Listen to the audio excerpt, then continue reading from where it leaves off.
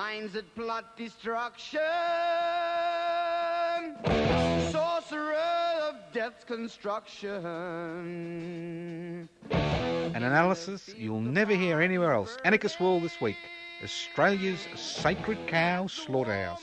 10 a.m. every Wednesday. Listen to the Anarchist World this week for an up-to-date analysis of local, national and international events. Poisoning their brainwashed minds. Oh, Lord, yeah.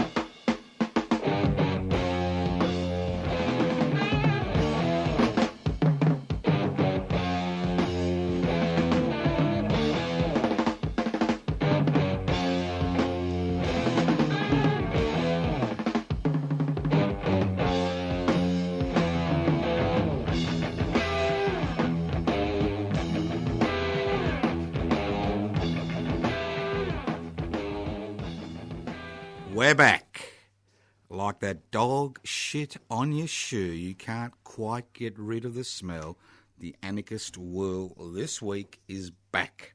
My name is Joseph Toscano. I'm hosting today's program. If you wonder what anarchy is all about, an anarchist society is a society without rulers.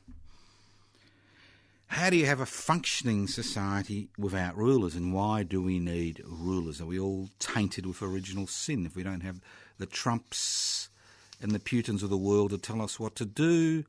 Would we all start raping and pillaging? Well, I think not. Historically, there's and in the current situation, there's always been a strong movement of people who believe they can govern themselves without the need of external authorities telling them what to do. So what's the best way to create a society without rulers? You devolve power. The greater the hierarchical relationships in a society, the more concentration of power in fewer and fewer hands, and the more atrocities you see, and the greater the inequalities of wealth, the more social dislocation and pain and suffering you see in the community, which manifests itself in many ways. So the anarchist struggle is a struggle to devolve power and hold wealth in common and use that common wealth for the common good, because that is the best way that I know of, and I'm quite happy to be re-educated in a camp somewhere, to create a society without rulers. Now, are we going to crap on about this whole program? No. What we tend to do on the Anarchist World this week is try to look at current events, both locally and overseas, mainly locally, but overseas, because they do have an impact on what happens here, and actually analyse them from a non-authoritarian perspective, and just try to give our listeners a mechanisms via which to understand the world we live in. Because there are many, many ways that you can actually attempt to understand the world we live in.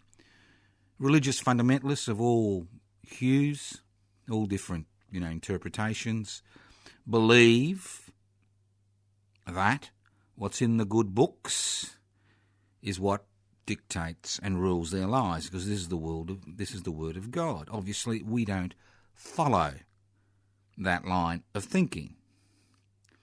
Now, people who think that, you need a strong, centralised authority to maintain order, well, we don't follow that line of thinking also. So when we analyse something, we look at it from a non-authoritarian perspective.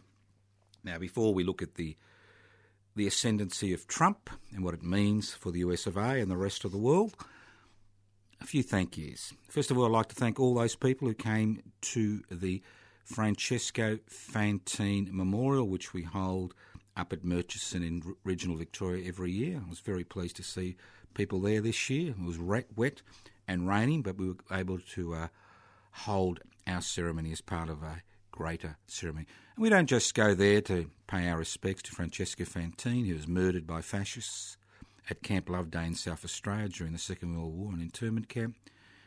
We go there to highlight to people how easy it is to change from a social democracy or a liberal democracy or a parliamentary democracy into a highly rigid, highly centralised fascist society. Because Francesco Fantine paid the ultimate price here in Australia for his resistance to fascism. You can have a very sophisticated society, as we are seeing around the world, a so-called sophisticated society, degenerate into fascism over a period of less than a decade. It doesn't take much. It doesn't take much. As long as you know the right dog whistles, it doesn't take much. And what we're seeing around the world is the rise and rise of political movements which deny they're fascist, but ultimately they are fascist. They are authoritarian. They believe they have the answers. They believe everybody else has no rights. They are born to rule. And we are seeing it across the globe, whether it's the United States of America, whether it's the Le Pen movement in France, what we saw in Austria 6 months ago when almost a neo-Nazi was elected as president, just failed by a few thousand votes, and the list goes on and on across Western Europe, Russia, the United States of America. We've seen the same trends develop here. So next year marks the 75th anniversary of Francesco Fantine's murder, which was on the 16th of November 1942. And not only will we be holding the ceremony in Murchison on Sunday the 12th of November, we'll also be holding a special dinner lecture type of arrangement, not just to talk about Francesco, but to talk about this rising wave of fascism in our society and the best way to actually deal with it.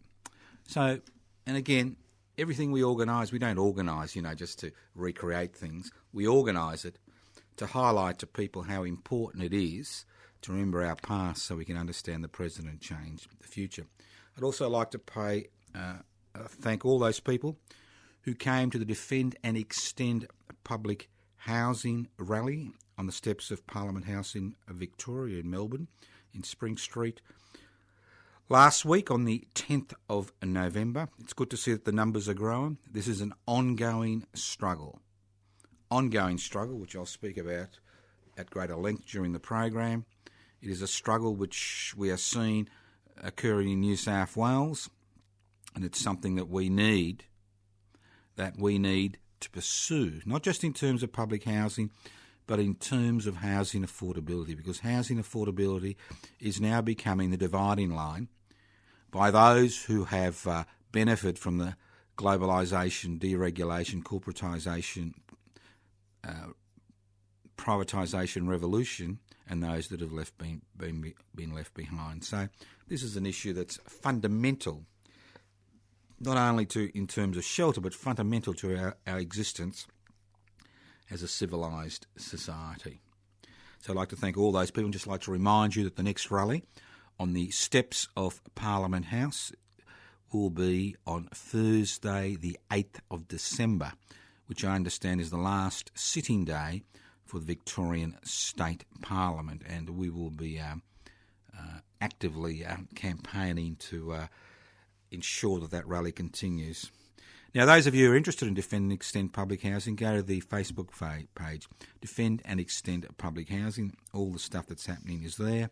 I understand there is a gathering outside the Minister for Housing, Mr Martin Foley's office in Albert Park on Monday the 24th of November from 9am to 3pm.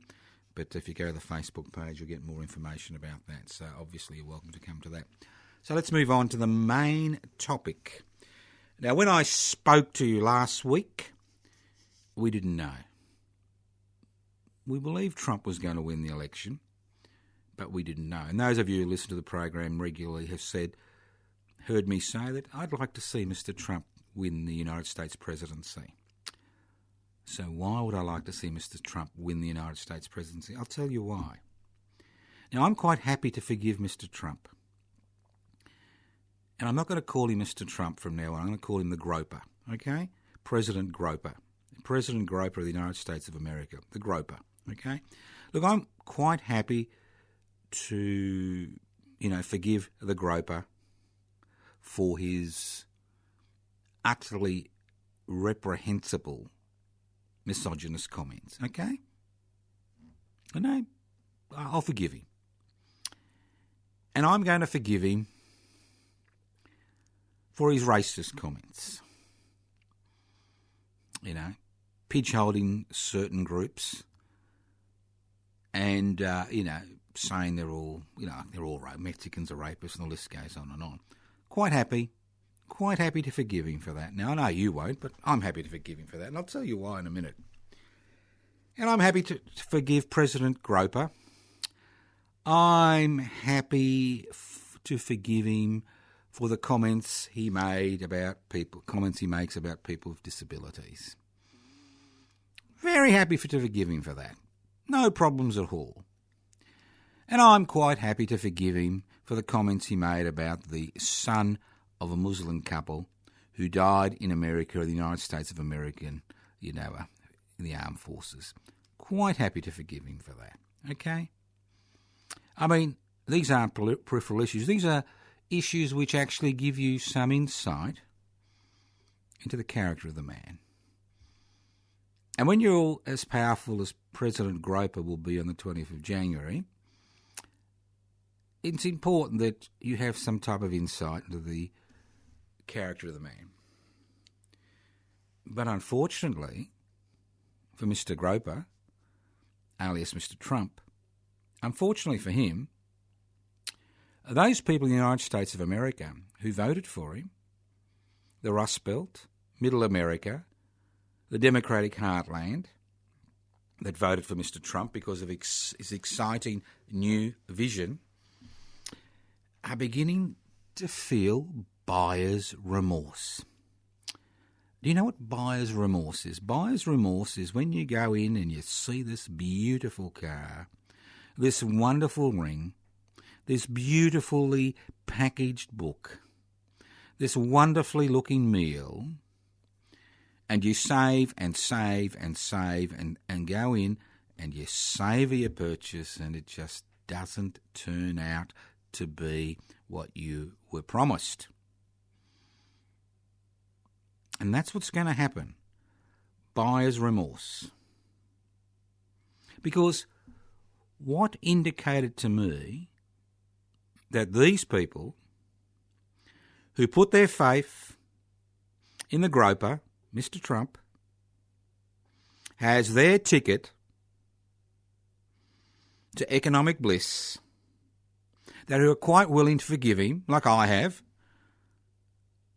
for the massive character flaws he has demonstrated for his lifetime. Happy to forgive him, put our blind trust in him, and now beginning to feel buyer's remorse. Because not only has the Groper the presidency, but the Groper's mates have a majority in Congress and have a majority in the United States Senate, which will give them the ability to stack the courts, for the next decade or two. So, what is the Groper promising to Middle America? And why is Middle America starting to feel nervous? And if I was a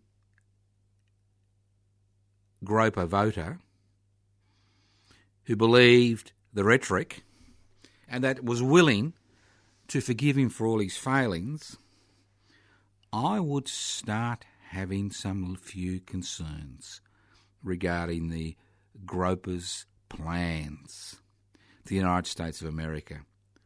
Some very, very, very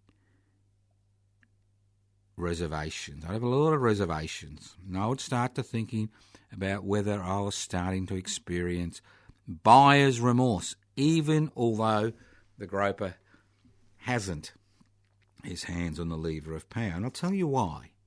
As I said, I've forgiven him. I'm not going to attack the Groper because he's a Groper, although I'm very sad that I can't, stand for the next United States presidency because I don't have two of the major, qualifications. And the first one is you need to be born in the United States of America, and I wasn't. You don't need a birthing movement to be told that I was born in Australia, not the United States of America. And two, you need to be a groper. It seems to be a prerequisite. If you can, grope women, it seems to be that's the prerequisite you need to be United States, president. I don't have any qualifications in both, unfortunately. So, I did cry myself to sleep a few nights ago when I realised that I just didn't have the qualifications to be the President of the United States of America. One, I don't have a history of groping women, and two, I don't have a history of being born in the United States of America. I mean, my whole life seems to be pointless. I may as well turn to religion. But getting back to buyer's remorse, why would Middle America be starting to feel buyer's remorse? Let's forget about all the other issues regarding the man and the party and his personal flaws and the flaws of his party and the fact that he came to power on a racist, misogynist agenda. Don't worry about that. Put that all aside. Because people said, we don't give a shit how this bloke acts, how he thinks, the people behind this. We believe he has the ability and the power to deliver. What we've seen during the globalisation, privatisation, deregulation, corporatised revolution is the fact that many, many, many people, both in Australia, the United States of America and the rest of the world, have been left behind. Now, what I looked at when a new government is elected, I look at how the capitalist stock market reacts. And although everybody seemed to have been concerned about the Groper winning the United States presidency, and the stock market kind of fell for a few days, once the Groper was elected, the stock market soared. And I knew then, and Middle America is beginning to realise, is beginning to feel buyer's remorse, they began to see they had been sold a very sick little pup. Because their blind trust in a billionaire making the legislative changes to ensure that America is great again, in inverted commas, whatever that means, may not be able to deliver, but more importantly, has no intention whatsoever of delivering on those promises. Because they know the Groper is one of them.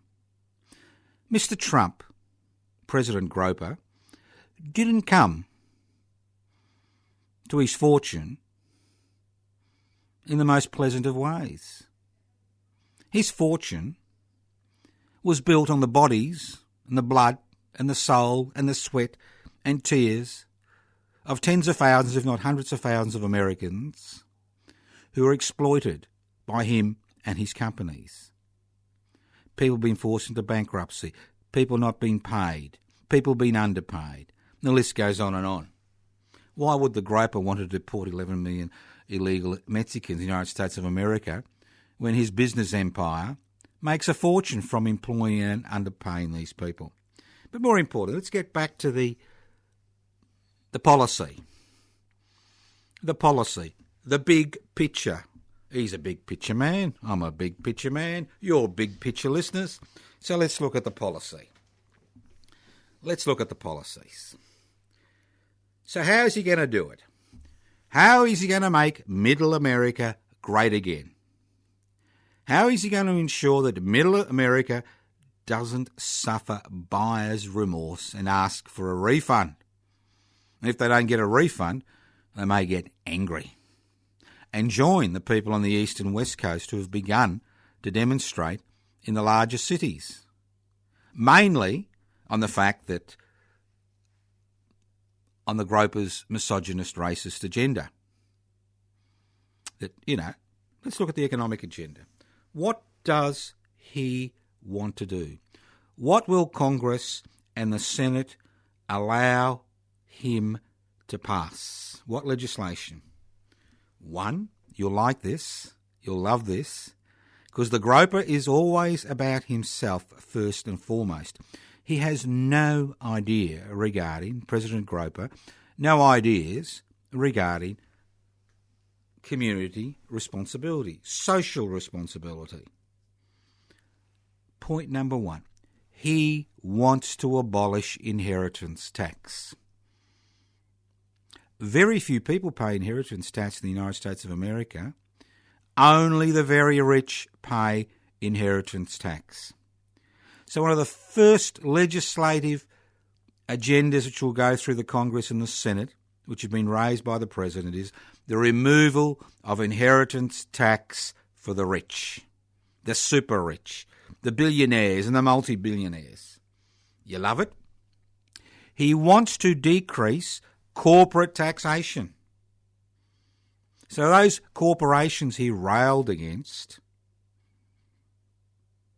he wants to decrease their tax revenue. Not that, like in Australia, not that many of them actually pay tax, but that little tax they pay, he wants to greatly reduce that tax, and obviously he wants to reduce tax on the population as a whole, which I'm sure will be a great relief to all those people paid $7 or $8 an hour illegally under the counter. I'm sure it'll be a great relief.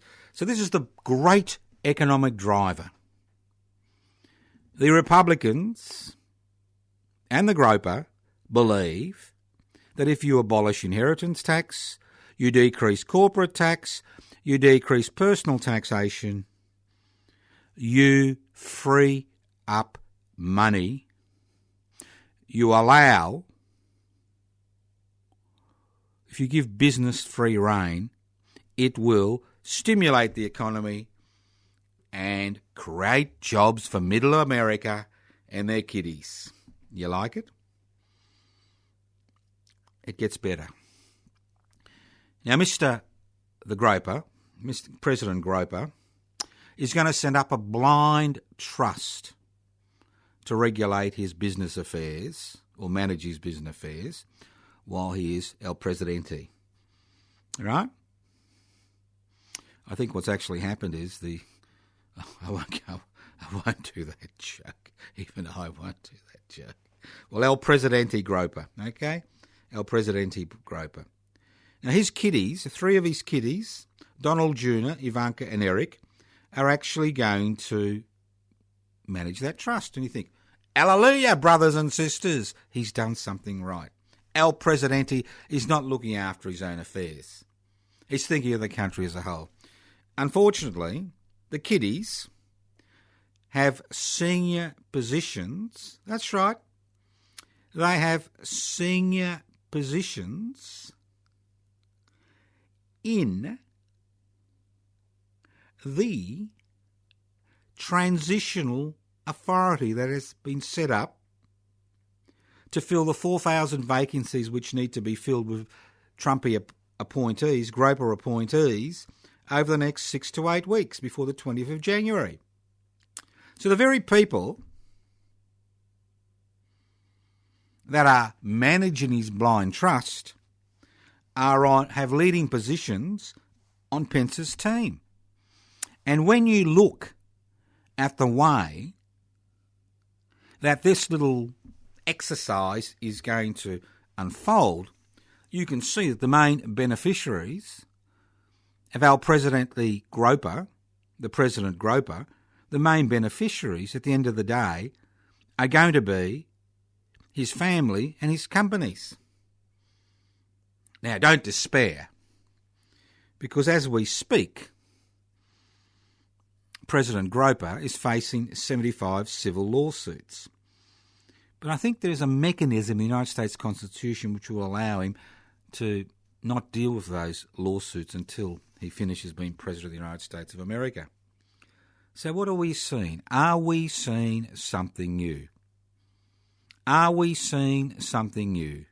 Or are we seeing the continuation of the globalisation, privatisation, corporatisation, deregulation revolution, the tsunami that swept over the globe over the last 40 years?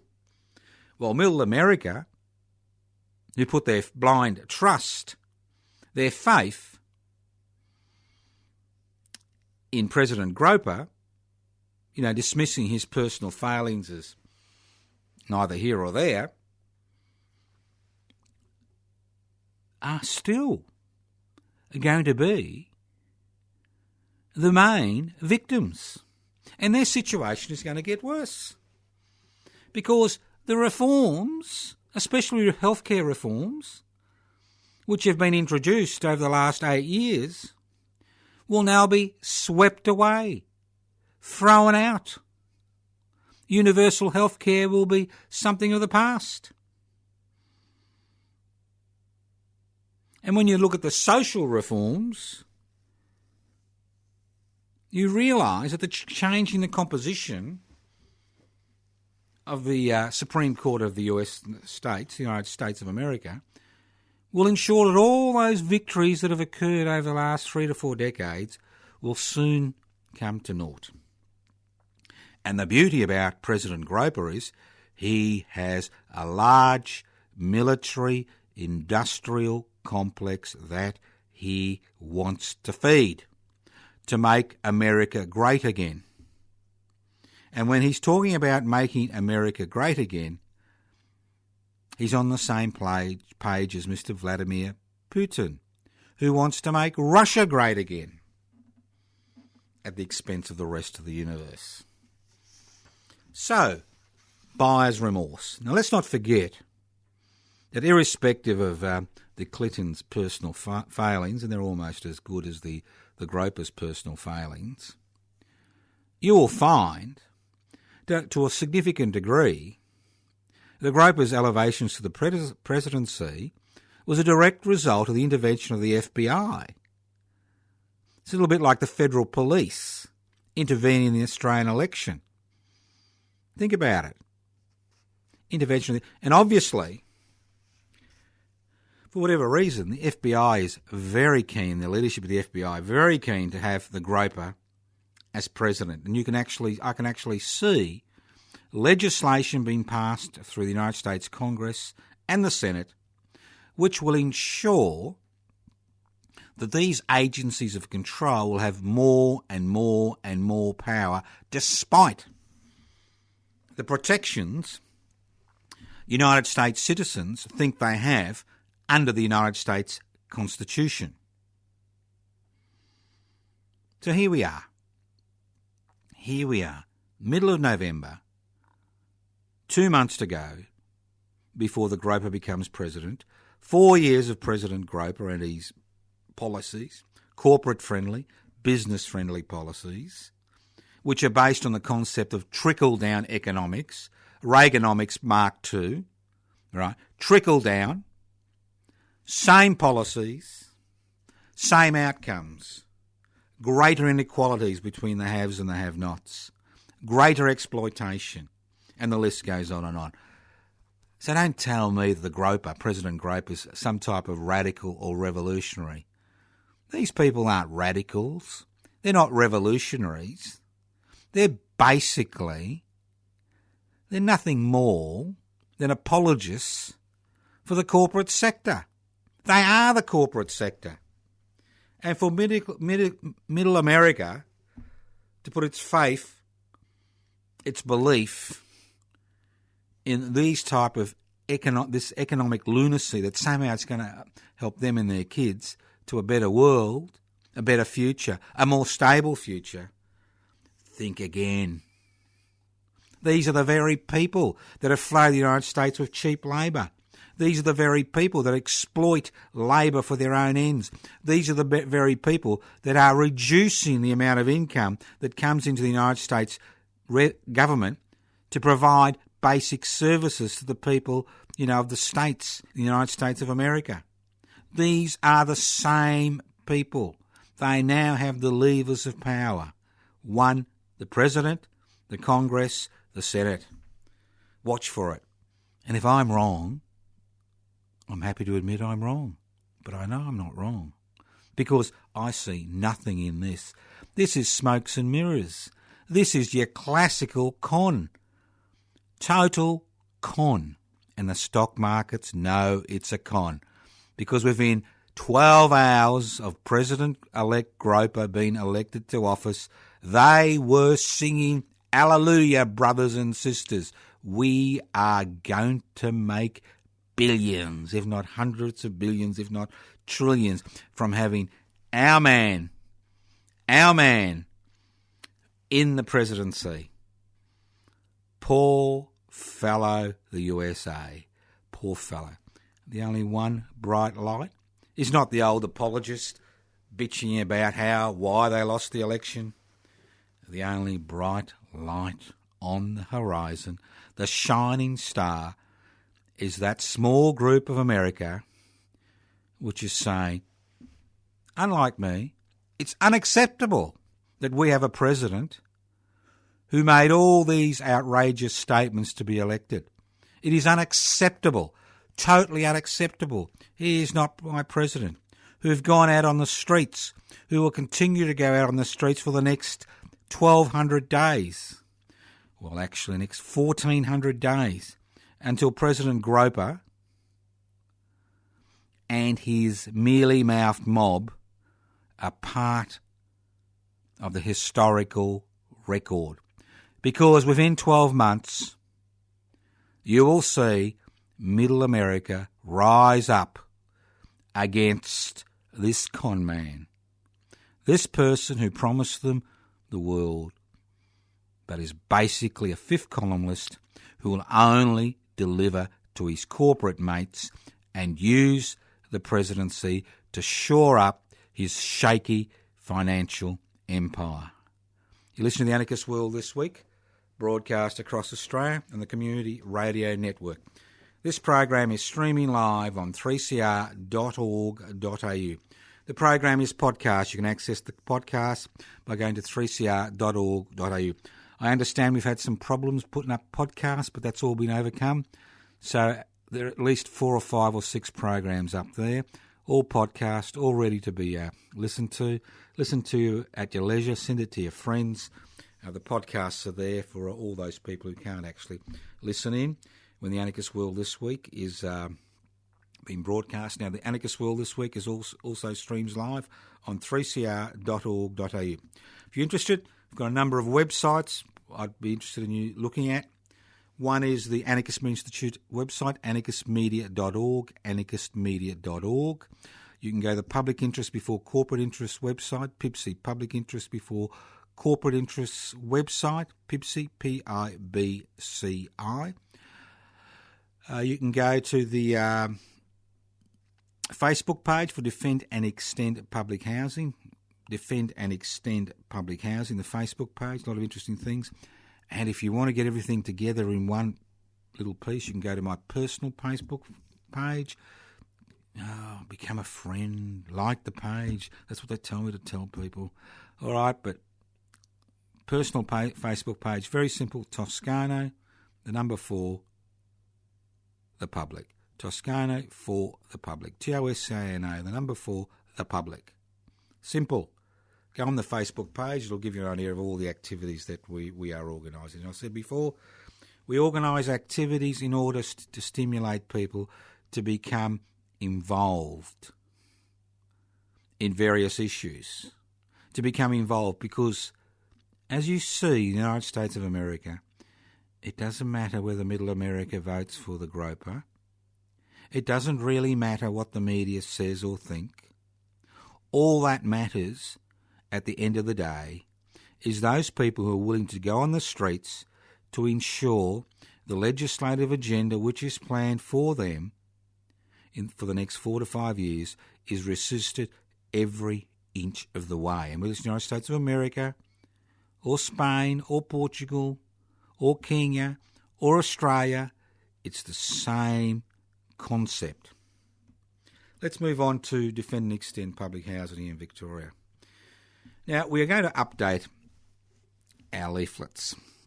We're going to have a second leaflet called Questions to Ask Your Local Politician, or questions to ask the government, questions to ask the opposition. Because there is a move afoot to privatise almost everything. Almost everything that is still held in public hands. Even debt. Even moves afoot to privatise the HECS debt. There was moves afoot to privatise aspects of Medicare, which were resisted at the last federal election. So there's moves afoot. Because there's questions you've got to ask about public housing. As I said before, the next rally in Victoria will be at the steps of Parliament House on Thursday the 8th of December, 11:30 to 1:30. Questions you ask. You ask simple questions like, will you be selling titles to public housing? And they'll say, oh no, we're going to do that. We're not going to do that. Oh, that's terrible. Then you say, will you be transferring titles to privately run organisations? Whether they're not for profit or for profit doesn't really matter, but will you be transferring titles? That means you give away public property to private organisations and use that property, that public housing, to act as a collateral, to go to the banks, these private organisations, borrow money to extend their empires. And you'll hear, oh, well, maybe. Well, they may not answer it. They'll say, oh, yeah, but we believe in public housing. And then you say, well, those new public housing initiatives you've been talking about, why is it that on public land we are seeing 3 times as much private housing being built as opposed to public housing on what is public land? What's all that about? Eh? What's all that about? Oh, we haven't got the money. Then you say, well, you've got the money to spend $600 million on one bloody railway station in Mernda, right? $600 million. You could build 2,500 public housing, new public houses, or spot purchase 2,000 public houses around the state for that amount of money. Eh? So you ask, how much money goes into public housing? They'll say, oh, it's increased this year. And you think, all right. How much money goes into public housing? And then you say, how much more is going into public housing? They'll say, well, we're going to use so much and we'll give this money to private organisations to manage. And you say, excuse me, why can't the state governments manage their own public housing stocks? Why do they have to give management rights to privately owned organisations? And that's what you're seeing. You see not only the transfer of ownership, but you're seeing the transfer of management rights. And when you transfer the right to manage public housing, and they trumpet in Victoria these new public housing which they're building, little add-ons to these huge private estates that have been built on public housing, right? These new units will not be managed by the state government. They will be managed by private organisations. And these private organisations will be exactly the same as a privately owned landlord or landwoman. That's what it'll be. Same problems, insecurity, increasing rents, short-term contracts, and the list goes on and on. So there's all these wonderful questions you can ask about public housing, because if there's one thing you learn about postmodern politics, it's all about weasel words. It's all about trying not to answer the question by giving you another answer that you didn't ask for in the first place. So what we need to do over the next few months is to create the climate, especially in Victoria and in New South Wales, where it would be nice to see a Defend and Extend public housing group being established. Create the climate which tells the government they will be committing political suicide if they embark on this initiative. And we are the ones that will tell them that. Not anybody else, but we, you and me, are the ones that will be able to tell them that. You listen to the Anarchist World this week, broadcast across Australia on the Community Radio Network.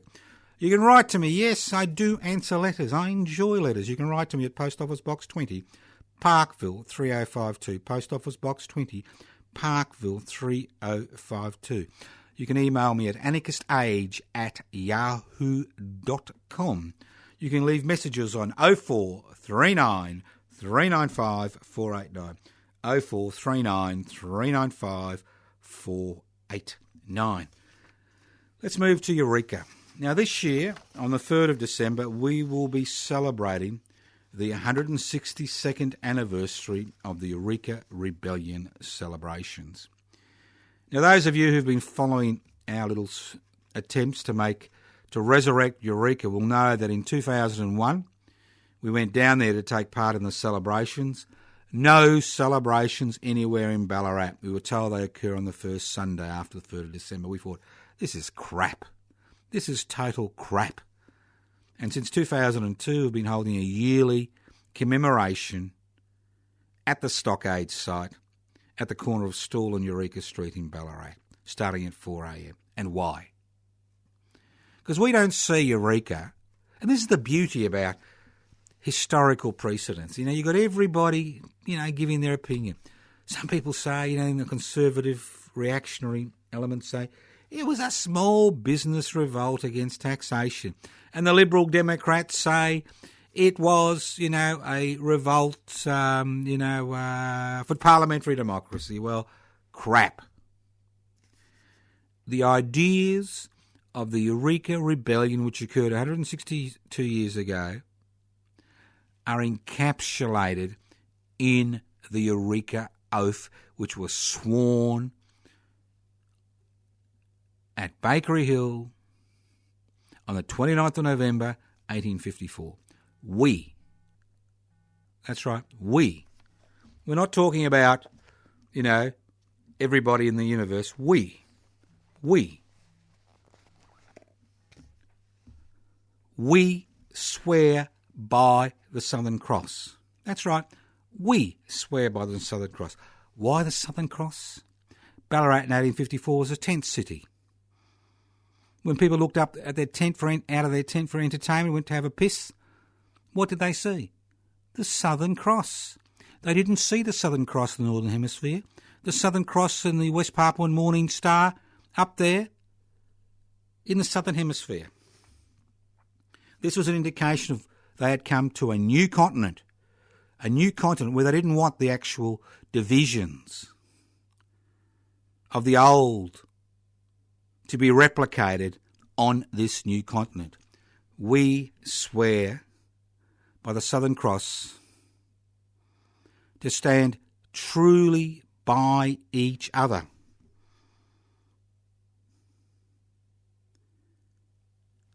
Truly by each other.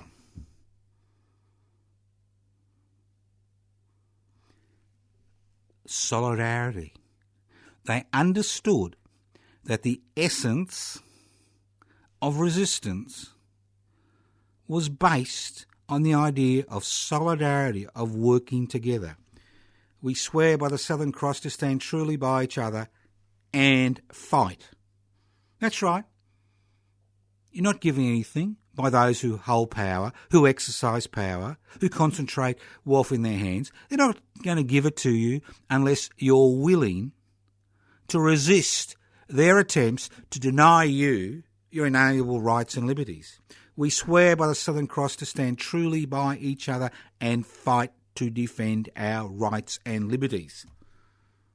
So they believed in 1854 they were born with inalienable rights and liberties that no government could take away, that no privately run organisation could take away, that no corporation could take away. So what are the essential elements of Eureka? The essential elements of Eureka are very simple. Direct democracy. Democracy without intermediaries. All decisions were made at mass meetings. Delegates, recallable delegates, were appointed at mass meetings or elected at mass meetings to carry out the wishes of that mass meeting till the next mass meeting when they reported back.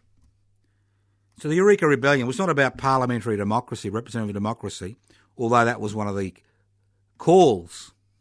It was about direct democracy in action. It was about direct action. What is more direct than taking up arms to defend your inalienable rights and liberties? Let's not forget this was an armed insurrection, which was drowned in a sea of blood by those who exercised power. It's about solidarity. It's about working together. And it's about internationalism. Now, there are elements in Australian society who like to, run on the coattails of the Groper, President Groper, who seem to have forgotten this motley crew, these anarchists as they were described in the press in the next day on the 4th of December in the Melbourne press and the Ballarat press. This motley crew was made up of people from every corner of the earth, of every colour, of every creed, of every religion. And I'll list them in another program. List the people. Mr. Sorrison, a Jew. John Joseph, an Afro-American from New York. Kingston, a British subject, African subject from the Caribbean, and the list goes on and on. Of the 13 people who were tried for high treason, only one was born in Australia. So how do we celebrate the day? We commemorate the day to highlight those essential elements of the Eureka Rebellion: direct democracy, direct action, solidarity and internationalism. It doesn't matter if other people, want to change the historical record and use the Eureka flag to promote their myopic, racist agenda. The flag is the flag, and what it denotes is what it denotes.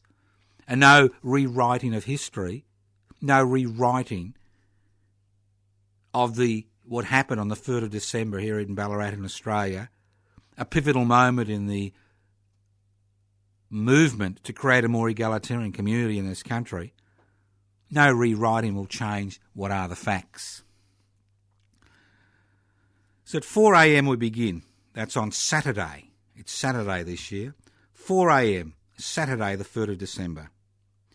We'll have a dawn ceremony at Eureka Park next to the old Eureka Memorial. If you haven't been to Eureka Park, it's the corner of Stawell and Eureka Street.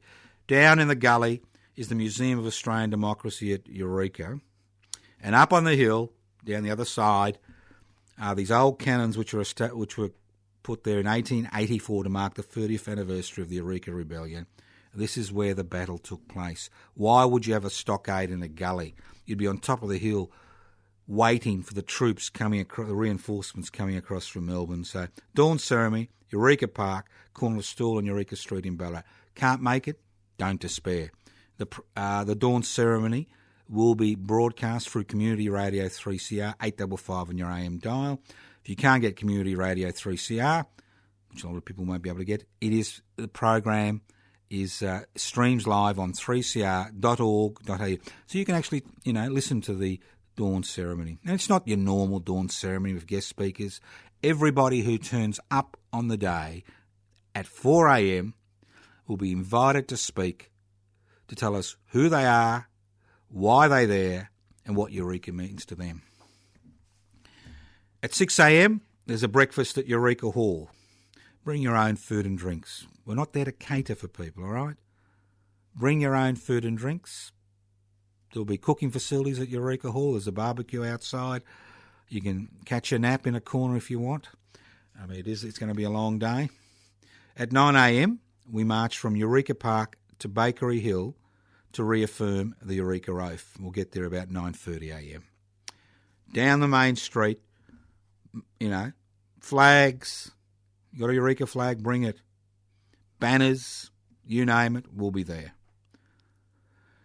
9:30 a.m. to 10:30 a.m, there will be the presentation of the Eureka Australia Day medals at Bakery Hill. It's interesting, isn't it? It's interesting. There are 2 days on which Australians are honoured. 2 days. Think about it. There's the Australia Day, which is Invasion Day, and there's the Queen's birthday. So we thought to ourselves, how could anybody accept an honour on Australia Day, Invasion Day, or the Queen's birthday? What a load of crap. So the Eureka Australia Day medal and the finalists have now will have been contacted within the next few days.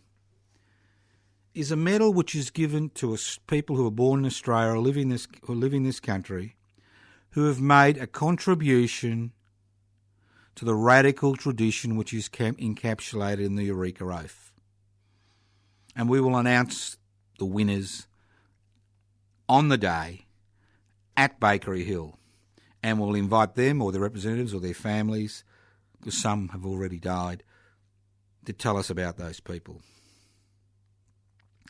At 10:30 a.m. we walk from the Eureka, from Bakery Hill to the Ballarat Town Hall, where we'll have the Eureka stump orations. Now, this has been an ongoing sore point. Even the election of a new Ballarat City Council, which again is relatively conservative.